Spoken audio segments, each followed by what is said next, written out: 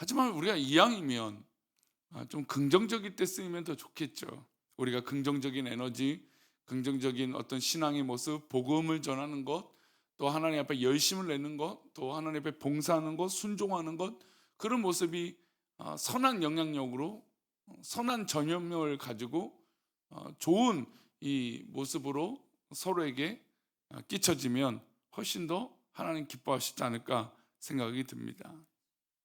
이렇게 좋은 모습으로 선한 영향력이 있으면 좋겠지만, 그러나 성경에 보면 반대로 악한 모습이, 악한 무리와 함께 할 때 그런 모습들이 더 커지는 것들을 보게 돼요. 우리가 어릴 때, 우리가 자녀들을 키울 때 우리 부모님들이 주로 우리 아이들에게 친구들을 잘 사귀어라 라고 하는 말들은 악한 것을 쉽게 배우기 때문에 그렇고, 또 악한 모습은 악한 사람들과 함께 어울릴 때 또 다른 힘을 갖기 때문에 그런 것이죠. 그래서 이왕이면 선하고 좋은 영향력을 가지기 위해서 좋은 친구를 사귀어라 라고 하는 그런 의미로 우리 자녀들에게 이야기합니다. 오늘 본문은 사실 좀 그런 면에서 악한 것이 있는데 그 악한 무리와 악한 영향력이 더 커지는, 그래서 좋은 것과 선한 것이 더 좋은 영향력을 나타내는 것이 아니라 악한 것이 악한 것을 만나서 더 악한 것을 낳는 그런 모습을 보여주고 있습니다. 그래서 그런 모습이 우리 가운데 있을 때 과연 어떤 모습으로 우리가 신앙생활을 하고 삶을 살아야 될지 한번 본문 말씀을 통하여 고민해 보고자 합니다. 오늘 말씀의 시편의 표제어는 사실 오늘 기록하고 있지 않지만 이렇게 기록하고 있습니다. 다윗의 마스게 인도자를 따라 부르는 노래. 에돔인 도액이 사울에게 이르러 다윗이 아히멜렉의 집에 왔다고 그에게 말하던 때라고 이 표제어는 기록하고 있습니다. 이 본문의 배경이 이제 사무엘상 21장과 22장의 배경입니다. 다윗이 사울에게 쫓겨나서 이제 갈 곳이 없고 도망 다니는 신세가 됐습니다. 근데 도망 다니다 보니까 먹을 것을 먹지 못하고 무기도 없고 너무 괴로운 상황 가운데 있게 되죠. 좀 이제 코너에 몰리게 됐습니다. 그래서 다윗이 생각한 게 뭐냐면 이 아히멜렉 제사장을 찾아가서 그에게 먹을 것을 달라고 하고 또 그에게 무기를 달라고 하기 위해서 그곳에 간 것이었습니다. 노브 땅에 있던 이 아히멜렉에 이 찾아가서 너무나 배가 고프다라고 했습니다. 그랬더니 아히멜렉이 제사를 드렸던 그 음식을 이 다윗에게 제공하게 됩니다. 또 이 노브 땅에 이 제사장 이 아히멜렉에 있던 이곳에 뭐가 있었냐면 이 다윗이 죽였던 골리앗의 무기가 그곳에 있었어요. 그래서 무기도 없고 먹을 것도 없던 이 다윗에게 먹을 것을 주는 것뿐만 아니라 이 골리앗이 사용했던 무기를 다윗에게 준 것이었습니다. 어떻게 보면 어릴 때 사용할 수 없었던 그 무기가 이제 사울에게 쫓겨났던 이 신세가 되었고, 어느 정도 힘이 조금씩 이제 성장되고 커졌을 때 그에게 뭐가 생긴 겁니까? 무기를 다룰 수 있는 힘이 생긴 것이죠. 이제 그에게 아히멜렉이 이 먹을 것을 주고 또 무기를 줘서 도망가게 합니다. 다윗은 이제 그 무기를 가지고 떠나게 됩니다. 그럴 때 마침 그곳에 누가 찾아오게 되냐면 도액이라고 하는 사람이 찾아옵니다. 도액은 에돔 사람이었습니다. 사무엘상 21장은 그를 사울의 목자장이라고 말하고 있습니다. 도액은 사울의 사유재산을 관리하던 그런 재산 관리인이었죠. 그가 즉시 사울에게로 달려갑니다. 이 상황을 본 거죠. 아히멜렉 제사장이 다윗에게 도움을 주고 먹을 것을 주고 또 무기를 그에게 줬다라고 하는 이야기를 이 사울에게 달려가서 쪼로로 가서 이야기하게 됩니다. 아히멜렉이 다윗에게 어떻게 했는지 자기의 관점으로 사울에게 어떻게 했을까요? 좋아할 만한 이야기를 한 겁니다.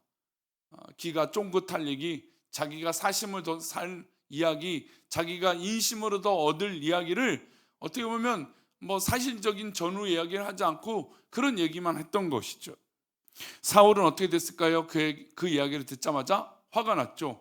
자기가 죽이려고 했던 다윗에게 먹을 것을 주고 무기를 준 이 아히멜렉 제사장을 가만히 둘 수 없었습니다. 그래서 신하들과 함께 이 군사들과 함께 이 놋 땅에 쳐들어가게 됩니다. 그리고 그들에게 명령을 하죠. 누구를 죽이라고 명령을 했을까요? 여기 있는 제사장들과 아히멜렉을 죽이라고 명령을 내립니다. 근데 맨 처음 그 명령을 내리니까 이 함께 있던 이 군사들이 누구를 죽이는 일이었어요? 제사장을 죽이는 일이잖아요. 이게 뭐 쉬운 일이겠습니까? 그 당시 너무너무 어렵죠. 그래서 그들이 벌벌 떨고 있었습니다. 왕의 명령을 지키지 못하는 것도 두렵고, 그리고 그들 그 말을 듣고 제사장을 죽인다는 것도 두렵고, 진퇴양난이고 아무것도 할 수 없는 일이었죠. 근데 이때 누가 칼을 드냐면 바로 아까 일러 바쳤던 누굴까요? 도액이라고 하는 사람이 칼을 듭니다. 그리고 제사장을 죽이게 되죠. 근데 그때 죽였던 제사장이 심지어 몇 명이나 되냐면 85명이 됩니다. 그 일을 기록하여 나타난 시편이 바로 오늘 시편인 것이죠. 그러니까 어떻게 보면 좀 끔찍한 사건이 일어난 거죠. 사울의 명령을 듣고 이 도액이 사울의 어떤 환심을 더 사고 사울의 관심을 더 받고 인정받기 위해서 그가 이 제사장, 죄 없는 제사장이잖아요. 뭐 그 옆에 있다면 이 사울이 왜 눈이 뒤집혔는지 알고 있잖아요. 다윗 때문이고 다윗을 질투했다는 걸 뻔히 다 알고 있었지 않겠습니까? 그런데 그것의 사실은 더 이상 악한 사람들에겐 중요할까요? 중요하지 않을까요? 전혀 중요하지 않아요. 여러분, 악은요 사실은 중요하지 않아요. 죄악은요 사실보다 자기에게 유익과 이익이 더 중요한 것이죠. 그래서 도액은 사울의 환심을 더 사기 위하여 자기의 칼에 피를 묻히고 심지어 제사장을 다 죽이게 됩니다. 다윗은 도액의 혀를 간사한 혀, 악한 혀라고 말합니다. 그런 표현을 오늘 본문 2절에서 말하고 있죠. 함께 읽어볼까요? 내 혀가 심한 악을 꾀하여, 내 혀가 이제 도액을 향해서 말하는 거죠. 내 혀가 심한 악을 꾀하여 날카로운 삭도같이 간사를 행하는도다. 그의 입술이, 이 말이 너무나 악해서 결국은 이 날카로운 칼처럼 그 간사함과 죄악으로 인해서 피 비린내가 나는 너무나 악한 일이 벌어졌다는 것입니다.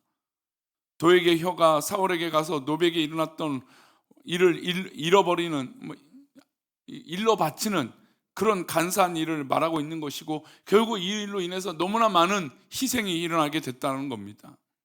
도액은 잘못된 일을 놀리는 이 죄악지었던 것이 이것만 있었던 게 아닙니다. 우리 7절 말씀도 볼까요?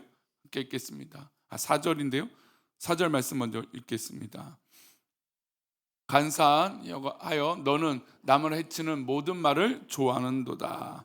예, 간사하여 너는 남을 해치는 모든 말을 좋아할 정도로 도액은 이 사방팔방 이 자기의 성공을 위해서 자기 혀를 계속 놀리는 거예요. 여러분, 우리가 세상을 살다 보면 악한 사람들 만나고 참 얄미운 사람들을 만나게 돼요. 근데 뭐 그 사람이 행동을 뭐 나쁘게 하는 것도 있겠지만 대부분 뭐가 문제예요? 그 혀가 잘못된 것들을 보죠. 너무너무 악하고 너무너무 사악하고 너무너무 간사하고 자기의 이익을 위해서는 어떻게든 그 말을 꾸며내는 그 죄악들을 보면 얼마나 악하고 괴로운지 모릅니다. 다윗은 지금 도액의 혀가 바로 그런 간사함이 있다라는 것이죠. 또한 7절 말씀은 이렇게 나와 있는데요. 함께 읽겠습니다. 이 사람은 하나님을 자기 힘으로 함지 아니하고 오직 자기 재물의 풍부함을 의지하며 자기의 악으로 스스로 든든하게 하던 자라 하리로다. 자기 스스로 만족하고 자기 스스로 든든한 거예요. 요즘 이 시대가 왜 악하냐고 말하냐면 자기 스스로 든든한 시대이기 때문에 그래요. 풍요로움의 문제는 우리가 풍요로워서가 문제가 아니라 하나님 없이 살아도 되는 그런 악함이 드러나기 때문에 그런 것이죠. 지금 도액은 사울에게 그 재산을 관리하고 옆에 인정받다 보니까 재산이 풍요로워진 것이에요. 자기가 풍부해진 거죠. 그러니까 자기 스스로 자기를 의지하게 된 것입니다. 하나님을 의지하지 않은 것이죠. 그는 물질을 의지했던 사람입니다. 사울의 목자장으로 사울의 사유재산을 관리했던 사람으로 자기 직업이 뭐 어떻게 될까 두려워서 그저 이 사울 옆에서 그 혀를 놀리고 그 악한 마음을 자기의 유익을 위해서 구했던 그런 사람이었다는 것이죠. 그래서 여기 본문을 통하여 우리가 느낄 수 있는 건 우리의 혀가, 우리의 입술이 과연 누구를 따라가고 있냐 이것이죠. 죄악은, 악한 사람은 그 물질과 그 악한 것에 그 입술이 따라가고 있다는 것이죠. 단순히 그냥 사울만 따라가는 것이 아니라, 여러분 옆에 있으면서 사울이 잘못된 걸 알았을까요? 몰랐을까요? 분명히 알았을 겁니다. 여러분, 죄악을 저지른 사람 옆에 있으면 분명히 이게 죄악인지 알고 있어요. 근데 문제는 이게 돈이 되느냐, 이게 성공이 되느냐, 이게 잘 될 일이냐라고 하는 것이죠. 잘 되는 일이면, 성공하는 일이면, 돈이 되면 여러분 거짓을 행하고 또 거짓말을 말하고 이런 끔찍한 일을 벌여도 괜찮다라는 것이죠. 이게 죄악 아닙니까? 잘못된 것이라고 그렇게 생각되면 안 하면 되는 것입니다. 멀리 하면 돼요. 하나님 기뻐하시는 것을 선택하면 되는 것입니다. 그런데 이 도액은 그저 자기의 성공과 풍요로움을 위해서 거짓된 혀로, 간사한 혀로 여러분 많은 사람을 죽이고 또 자기의 성공을 위해서 끔찍한 일을 벌이게 된 것입니다. 그리고 사울왕이 잘못된 일임에도 불구하고 자기가 나서서 그 칼춤을 추고 있다는 것이죠. 작은 물질의 유익을 위해서 하나님을 의지하지 않던 자가 있다면 우리 또한 사울을 두었던 도액을 기억해야 될 것입니다. 도액 같은 삶을 살면 되지 않지 않겠습니까? 우리가 어떤 일을 하든지 어떤 마음을 품든지 악을 더 키우는 일이나 행동을 해서는 안 되는 것이에요. 혹시 주변에 악을 행하거든 믿음의 권면을 해야 되는 것이죠. 하나님 기뻐하시는 것으로 영향을 줄 수 있어야죠. 여러분, 우리 입술이 때로는 사람을 살리기도 하지만 또 때로는 더 죄를 키울 때가 있다라는 것이에요. 도액은 마치 자기의 입술로 말미암아 더 죄악을 키우고 있는 사람이었습니다.